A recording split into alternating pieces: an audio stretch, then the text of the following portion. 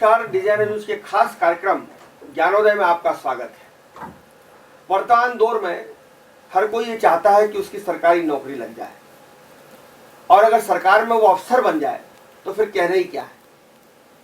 लेकिन सरकारी नौकरी हो या सरकारी नौकरी में अफसर बनने की बात हो, ये इतना आसान नहीं है। इसके लिए एक विजन चाहिए होता है, फोकस स्टडी चाहिए होती है और बहुत ही मेहनत लगन के साथ एक प्रशिक्षण और एक परीक्षण की भी आवश्यकता होती है।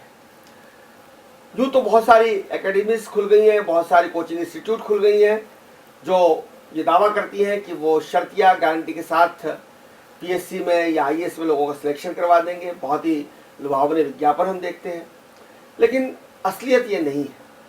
असलियत ये है कि परीक्षार्थियों को न केवल बहुत मेहनत करना पड़ती है, बल्कि ये उनका सौभाग्य होता है कि उन्हें अच्छा गाइडेंस मिले, अच्छी कोचिंग मिले और उस कोचिंग में जो टीचिंग स्टाफ है वो कम से कम ऐसा हो जो खुले दिल और दिमाग से बच्चों को सारगर्भित जानकारी दे सके। ऐसी एक कोचिंग है, ऐसी एक एकेडमी है जिसका नाम है समाधान एकेडमी।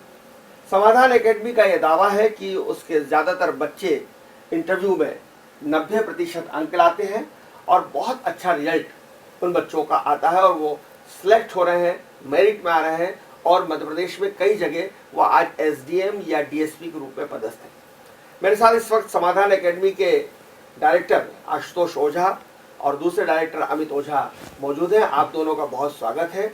मैं आपसे सबसे पहले आशुतोष जी आपसे ये पूछना चाहूँगा कि समाधान जो बच्चों का समाधान करता है, खास तौर पे जो बच्चे करियर बनाना चाहते हैं, सरकारी नौकरी करना चाहते हैं, उनकी हर समस्या का समाधान में है, तो ये आप सरकारी नौकरी गवर्नमेंट जॉब की तैयारी अगर हमको करना हो तो आप बच्चों को क्या सलाह देंगे कि वो 12th के बाद किस तरह से इसकी तैयारी करें कि उन्हें सरकारी नौकरी मिल जाए? जय हिंद, भारत माता की जय। जैसा कि आपने कहा कि विद्यार्थियों को बहुत मेहनत करना है और उसके साथ में उनके पास एक प्रॉपर गाइडेंस होना चाहिए। उसके साथ में हम देखते हैं कि एक विज़न होना बहुत ज़रूरी है और सबसे इम्पॉर्टेंट बात है जो मिथ है, मतलब कि हम देखते हैं कि जो एक भ्रांति फैला दी गई है कि सरकारी नौकरी आसानी से नहीं मिलती। एक ऐसी अपॉर्चुनिटी है, आप बिजनेस करेंगे सक्सेस होगा नहीं होगा पता नहीं, आप कहीं और प्राइवेट जॉब में जाते हैं तो वहाँ कंपनी चालू रहेगी बंद रहेगी, वहाँ पता नहीं भविष्य क्या होने वाला है। लेकिन अगर ये मिथ को हटा दिया जाए तो मुझे ऐसा लगता है कि 16 साल की उम्र से लेकर 40 साल तक की उम्र तक आप सरकारी नौकरी की तैयारी कर सकते हैं, कभी भी इस फील्ड में अपना भविष्य बना सकते हैं। तो पहले वो मिथ को हटाना बहुत ज़रूरी है कि बहुत मुश्किलों से सिलेक्शन होता है। एक अच्छी मेहनत, एक अच्छा गाइडेंस और हमारी एक इच्छा शक्ति हमें वहाँ तक पहुँचा देगी जहाँ तक हमने सोचा भी नहीं होगा, है ना। पंख सबके पास होते हैं लेकिन उड़ने की हौसला जिसके पास होता है वो आसमान को छूता है। तो आशुतोष जी, आपने बहुत बड़ी बात की कि पंख तो सबके पास होते हैं लेकिन उड़ने के लिए हौसला चाहिए। अब ये हौसला आप कैसे देते हैं, इसलिए मैं इसको ये जानना चाहूँगा कि मैंने जैसे कहा कि कुकुर मुत्ते की तरह एकेडमीज खुल रही हैं, कोचिंग इंस्टीट्यूट खुल रहे हैं, सबके अपने अपने दावे हैं, बढ़ चढ़ कर दावे हैं। और अगर मैं भौरुका चौराहे तरफ चला जाऊं तो हर दूसरा बोर्ड मुझे किसी कोचिंग इंस्टीट्यूट का दिखाई देता है और मैं बड़ा भ्रमित हो जाता हूं कि मेरे बच्चे को इसमें कहाँ डालूं। तो समाधान दूसरों से कैसे डिफरेंट है, ये मैं जानना चाहता हूँ। समाधान एकेडमी एक परिवार है। यहाँ पर जो समाधान एकेडमी में जो चेयरमैन हैं वो मेरे पिताजी retired officer, police officer Shri Gaurishankar Ojha, retired BSF officer, मैं आशुतोष ओझा। हमने आईएएस की तैयारी की। उसके बाद में मेरे ब्रदर जो पहले इंजीनियर्स थे और उन्होंने आईएएस की तैयारी की उसी दौरान। और फिर पूरे परिवार, मतलब मोटिव कभी बिजनेस नहीं रहा, मोटिव था ज़्यादा से ज़्यादा विद्यार्थियों को वो देना जो हमें नहीं मिला उस समय पे, हमें मिसगाइड किया गया। तो पूरा परिवार कहीं ना कहीं चाहता था कि हम दोनों भाई कलेक्टर बनकर पूरे परिवार का नाम रोशन करें, लेकिन वो नहीं हो पाए। तो पूरा परिवार आज लगा हुआ है। ऐसा नहीं है कि हम दो भाई इंस्टीट्यूट में दिखते हैं, लेकिन रात भर दिन भर हमारे घर में माहौल जो होता है वो ये होता है कि बच्चों को ज़्यादा से ज़्यादा कैसे हम पास कराएं, बच्चों तक सही बातों को कहाँ तक पहुँचाएं। जहाँ पर 90% कोचिंग क्लासेस एग्ज़ाम टाइम पर टेस्ट सीरीज चालू कर देती हैं या फिर प्रिपरेशन लीव दे देती हैं, वहाँ पर हम लोग मिलकर सुबह 8 बजे से लेकर रात को 8 बजे तक की रिवीजन क्लासेस कराते हैं। क्योंकि हमारा ऐसा मानना है कि वो एक बहुत पीक समय होता है।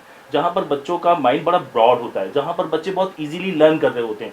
ऐसा होता है ना कि हम कॉलेज में साल भर पढ़ते हैं लेकिन हमें याद नहीं होता, लेकिन एक दिन पहले पता नहीं क्या होता है कि सब कुछ याद हो जाता है। तो 8 बजे से 8 बजे तक हम नॉन स्टॉप पढ़ाते हैं, ये इंपॉर्टेंट नहीं, बच्चा पढ़ता है अपनी मस्ती और मजाक के साथ में। एक 2 ब्रेक होते हैं, सिर्फ एक लंच के लिए देते हैं और एक वॉशरूम शाम को 5 बजे, और उसके साथ हम लगातार करते हैं। आपको बताना चाहता हूँ कि पूरा परिवार रात को 4 बजे भी बच्चों को पढ़ाने के लिए तैयार रहता है। बच्चे और बच्चियाँ कंफर्टेबल फील करें तो वहाँ पे मेरे पापा भी होते हैं, मेरी वाइफ भी होती है, मेरी मम्मी भी होती हैं। तो इस प्रकार से मुझे ऐसा लगता है कि ऐसे कम संस्थान होंगे जो घर पर भी बच्चों को अपने एक्स्ट्रा टाइम देते होंगे, इसीलिए शायद इतने सारे रिजल्ट आते हैं समाधान से। इतने कम समय में जी।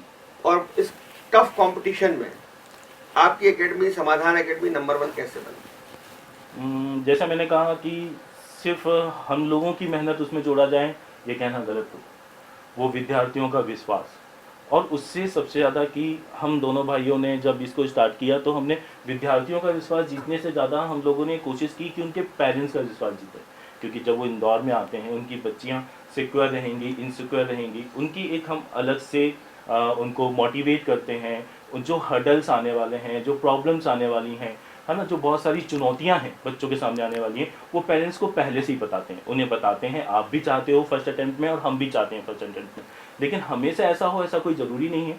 कोर्स कंप्लीट कराने के पीछे नहीं भागते हम लोग, हम कंप्लीट बच्चे को कराने के पीछे भागते हैं। थोड़ा सा हमें समय भी लगता है उसमें, और मेरा ये मानना है कि अगर बच्चा बेहतर बनेगा तो वो जहाँ भी रहेगा, जिस फील्ड में भी रहेगा, या तो इसी IAS IPS में टॉपर बनेगा, नहीं तो हम जैसा हम देखते हैं कि लाखों रुपए कमाएगा। इम्पॉर्टेंट है बच्चे का बेहतर बनना। अमित जी, आपसे बात करना चाहूँगा कि आप जब इस फील्ड में आए, आप तो बेसिकली इंजीनियर थे, लेकिन ये आप जो टीचिंग की फील्ड में आए तो आप इस एकेडमी को, आज बहुत नाम है समाधान एकेडमी का, ऊंचाइयों पे गए और बहुत लंबे समय से इस कोचिंग इंस्टीट्यूट में जो पुराने प्लेयर्स थे उनको पछाड़ कर आप आगे आए। तो ये सब कैसे संभव हुआ, और आप को इसमें कोई व्यक्तिगत तकलीफ तो नहीं है? मैं इसमें ये बोलना चाहूँगा, हाँ ये मेरे लिए चैलेंजिंग था कि हम एक इंजीनियर, मैं पावर प्लांट इंजीनियर था। पापा का भी सपना था कि हाँ हम कैरेक्टर बने या फिर मैं फॉरेन जाऊँ, लेकिन पापा का ये भी था कि फॉरेन सेकंड अपॉर्चुनिटी रहे, लेकिन जो फर्स्ट रहे वो हम कैरेक्टर बने तो देश के लिए किए। लेकिन जब मैं पावर प्लांट बना, लेकिन हम दोनों ब्रदर का जो मोटिव था स्टार्टिंग से, हम दोनों तो पढ़ाना बहुत पसंद था। जब हम की तैयारी कर रहे थे, बोला कि हमें वो सुविधाएं ना मिली, गाइडेंस नहीं मिला, कहीं ना कहीं एक ये बिजनेस का रूप लेता जा रहा है पूरा जो एजुकेशन सेक्टर है। तो हमारा विचार आया क्यों ना हम उन बच्चों को डाइवर्ट होने से स्टॉप किया जाए। और जैसे मुझे भी शुरू में डाउट था कि मुझे बोलने की प्रॉब्लम है, तो शायद मैं सरकारी जॉब में इंटरव्यू फेस ना कर पाऊँ, या फिर जब फिर वो नहीं हुआ तो भी हमेशा मैं सेल्फ मोटिवेटेड रहा कि नहीं, अपने आपने इस कमजोरी को कभी अपने ऊपर हावी नहीं होने दिया? हाँ मैंने कभी हावी नहीं होने दिया। एक्चुअली इसमें मेरा परिवार, मेरे शिक्षक, मेरे दोस्त, उन सब ने कभी भी इस चीज़ को आने नहीं दिया कि हाँ मुझे ये प्रॉब्लम है। और मैंने भी, अगर इंसान सोच ले कि उसके अंदर कमी है तो कमी है, अगर वो सोच ले कमी नहीं है तो उसके अंदर कमी नहीं होती है। ये एक आपकी मेंटल स्टेटस है कि आप कैसा अपना माइंडसेट करते हैं। मैं आशुतोष जी आपसे जानना चाहता हूं कि जो लड़के इंटेलिजेंट हैं, जैसे कि अमित जी कह रहे थे, वो तो निकल जाएंगे, मगर एवरेज बच्चा है और अगर हम कमी की बात करें, उसमें कुछ कमी है, तो क्या उसके बाद भी वो गवर्नमेंट जॉब में जा सकता है? मैं उसी बात को आगे बढ़ाना चाहूँगा जो अभी अमित सर ने कहा कि अगर हम मानते हैं कमी है तो कमी है, और अगर हमने मान लिया कि हम कर दिखाना है, जिद होना बहुत ज़रूरी है। आपने देखा होगा कि मेले में वो बच्चा गाड़ी जरूर लेकर आता है जो बहुत जिद्दी होता है। पेरेंट्स की स्थिति उतनी अच्छी हो या ना हो, जो जिद कर लेता है, धूल में लौट जाता है, मम्मी पापा के जूते खाने के लिए भी तैयार होता है, लेकिन जब वो जिद पर आ जाता है ना, तो यकीन मानिए वो गाड़ी लेकर आता है। जिससे जुनून पैदा होता है, उसको चाहने की, उसको प्राप्त करने की चाहत पैदा होती है, और हम किसी भी हद तक वहाँ मेहनत करने के लिए तैयार हो जाते हैं। आज अरुणिमा सिन्हा का मैं एग्जाम्पल देना चाहूँगा कि जब उनके दोनों पैर सही सलामत थे, वो नेशनल प्लेयर थी, तब कभी उन्होंने माउंट एवरेस्ट सोचा नहीं। जब कर गया और वो जिद उन्होंने की कि मुझे कर दिखाना है, और विश्व का सबसे चैलेंजिंग स्पोर्ट माउंट एवरेस्ट उन्होंने फतह किया। और मतलब कि बस यही मैं बच्चों को बताना चाहता हूँ ना कि कमज़ोर कोई नहीं, बस आप ठान लो, हम सब कर जाएंगे, हम सब कर लेंगे। लेकिन मुझे ऐसा लगता है आशुतोष जी, मैं थोड़ा डिफर करता हूँ कि ठानना ही पर्याप्त नहीं है। ठानने के साथ साथ आपको आपके पास गाइडेंस करने वाले एक लैंप चाहिए, एक लाइट चाहिए जो आपको दिशा दिखा सके। बस जो मैंने बात शुरुआत की थी कि जो मिथ होता है ना, कि उस मिथ से हमको बचना है, झूठ से हमको बचना है कि नहीं कर पाएंगे। हमको बिल्कुल अपने जो गुरु होते हैं, आप गुरु का चुनाव बिल्कुल बहुत सतर्कता के साथ कीजिए। मैं ऐसा नहीं कह रहा हूँ कि आप मुझे चुनिए, लेकिन जो भी आपका गुरु है, चाहे वो स्कूल अपने यहाँ तो कहावत भी है ना कि पानी पीजिए छान के और गुरु बनाइए जान के। बिल्कुल सही है। तो गुरु बनाने के पहले वो उसकी तफ्तीश कर लेना चाहिए। बिल्कुल, एक हमको भेड़ चाल में नहीं चलना चाहिए कि जहाँ का इंफ्रास्ट्रक्चर बहुत ये अच्छा तो मालूम पड़ा आप गुरु बनाने गए और गुरु घंटाल के पल्ले पड़ गए। हाँ, सही। अच्छा, मुझे एक बात आप जरूर ये समझना चाहूँगा आशुतोष जी, जो मैंने आपके समाधान एकेडमी की जब मैं स्टडी कर रहा था तो मुझे ये लगा कि जो आपके बच्चे सिलेक्ट हुए हैं वो ज़्यादातर उनको इंटरव्यू में 90% से ज़्यादा अंक मिले जी। तो मेरे मन में 2 डाउट हुए। मैं बहुत तो साफ तौर पे आपको डाउट बता देना चाहता हूँ। पहला डाउट तो मेरे मन में ये हुआ कि आपको या तो कुछ सेटिंग है आपकी पीएससी वगैरह में जिससे कि आपको सवाल मालूम पड़ जाते हैं, या कुछ आप काला जादू वादू जानते हैं। से इंटरव्यू देकर आते हैं तो उनका भी ये कहना होता है कि सर आपको पहले से कैसे पता था कि हमसे यही क्वेश्चन होने वाले हैं और हमको इसी तरीके से डील करना है। तो एक्चुअली होता क्या है कि नॉलेज वहाँ चेक नहीं हो रहा होता है इंटरव्यू में, आपके व्यूज़ चेक हो रहे होते हैं। हर बच्चे की एक अलग पर्सनालिटी होती है, हर बच्चे की अपनी एक वीकनेस होती है, हर बच्चे के अपने एक स्ट्रॉन्ग पॉइंट होते हैं, उनका फैमिली बैकग्राउंड होता है, उनका हम देखते हैं कि उनका नेटिव प्लेस होता है, उनकी स्टडी होती है, तो और उनकी हॉबी, उनका इंटरेस्ट, मतलब इतने सारे फैक्टर होते हैं और जो बच्चे के बिल्कुल अलग अलग होते हैं। तो मैं वहाँ पर जब तैयारी करवाता हूँ तो मैं बिल्कुल इतनी मोटी लगभग फाइल तैयार करवा देता हूँ कि आपकी हॉबी, उस हॉबी से कैसे क्रॉस क्वेश्चन होंगे, तो पेरेंट्स का क्या रोल होता है आपकी लाइफ में, आपके स्टडी का क्या रोल है। तो बहुत स्टडी करते हैं और पूरा परिवार वहाँ एकेडमी के सारे जो टीचर्स हैं, हम सब लोग मिलकर एक एक बच्चे का हम देखते हैं कि क्या करते हैं। मान लीजिए कि उसके करियर का हम पोस्टमार्टम करते हैं, उसके बाद उसी अकॉर्डिंग सारे क्वेश्चंस हम सेट करते हैं और हम तैयार करते हैं बच्चों को कि वो जो बाउंसर फेंक रहे हैं फेंकने दीजिए, जैसे ही हमारे पाले में गेंद आएगी सीधे 6 मारेंगे। और ज़्यादातर हम देखते हैं पूरे नंबर, 100 में से 100 की कोशिश रहती है मेरी, और मैं पूरी कोशिश करूँगा कि एक दिन ऐसा है कि आरोप बहुत बड़े बड़े लगेंगे कि 100 में से 100 नंबर कैसे ला रहे हैं।